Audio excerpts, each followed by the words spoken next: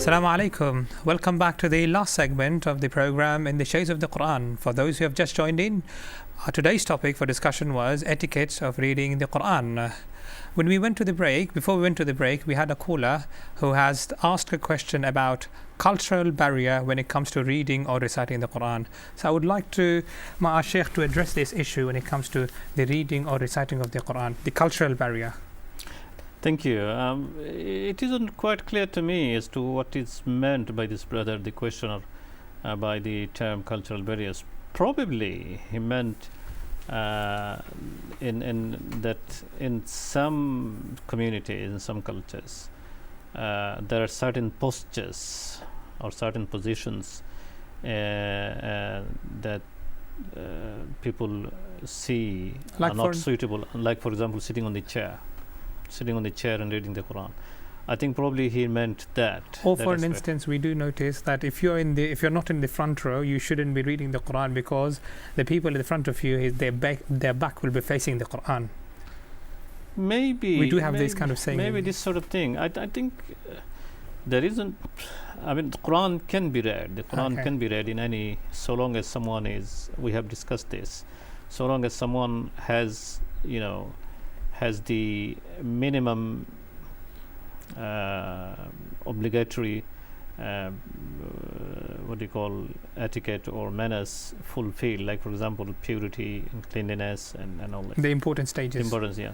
Okay. So long as someone is ready, then one can read the Quran by sitting on the chair, by sitting on the floor, by even lying down, or even if someone is in the middle of the masjid. There is no bar in that. Okay.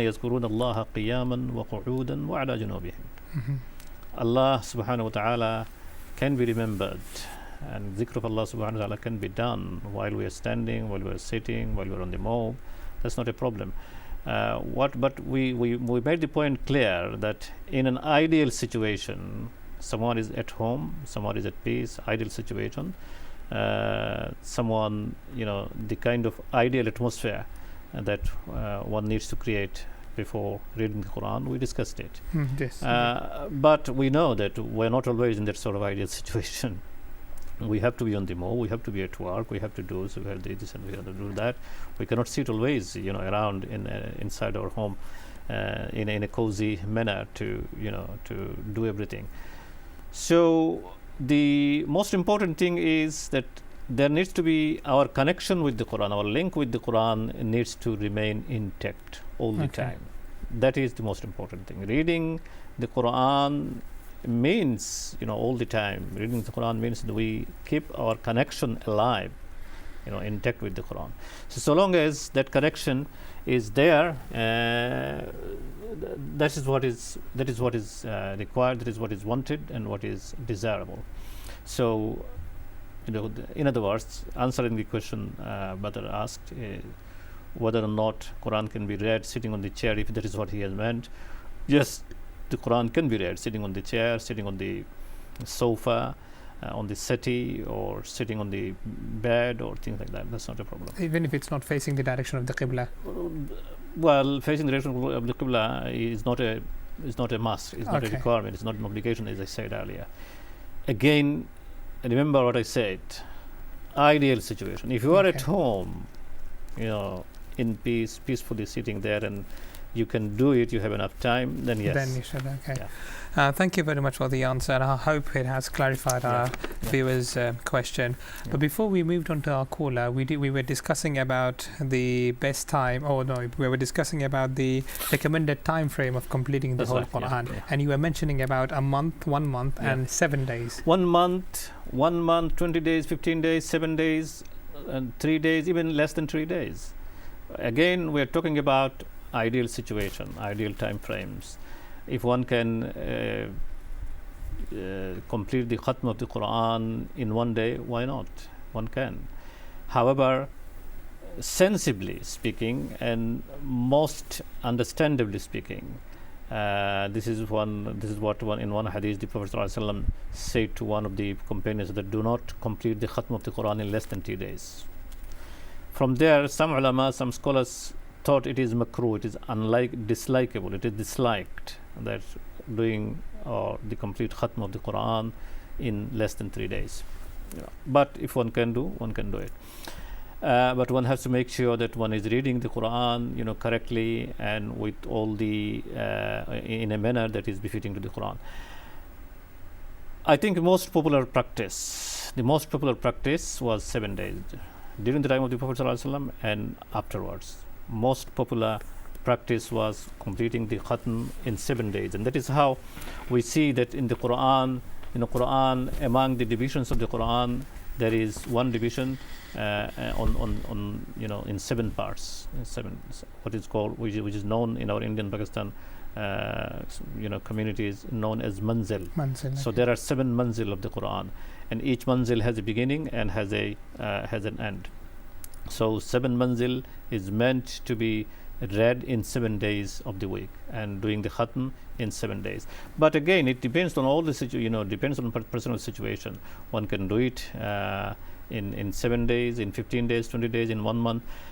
Even if that is the sort of time frame, if someone doesn't have, and we may not always have this, there is a saying to the saying of Imam Abu Hanifa rahmatullahi ta'ala alayhi, and again, I have heard and I have read it somewhere that he said that at least twice a year one should read the whole of the Quran, should do the khatm of the Quran twice, in a year. Twice in a year, at one least, in every 6 months. Least. And his basis, the basis of argument is that the Prophet ﷺ,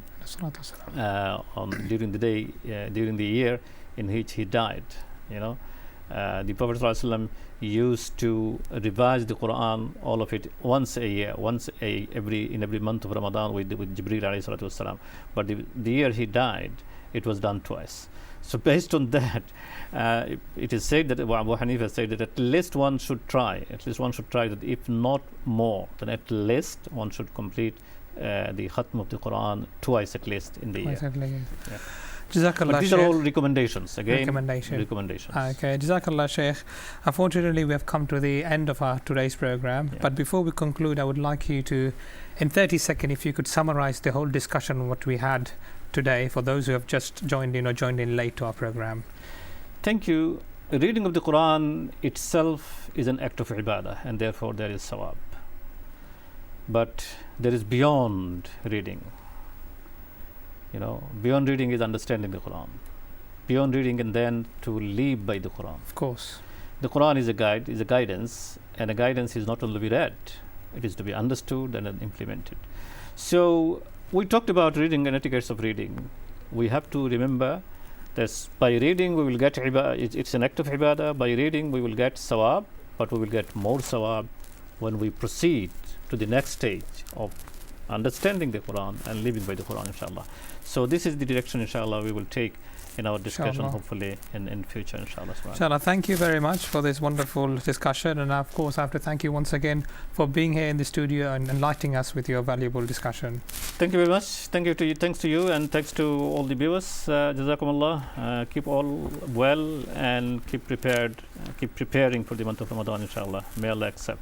Jazakumullah. Thank you very much. So, my dear viewers, with this we have come to the conclusion of our today's program.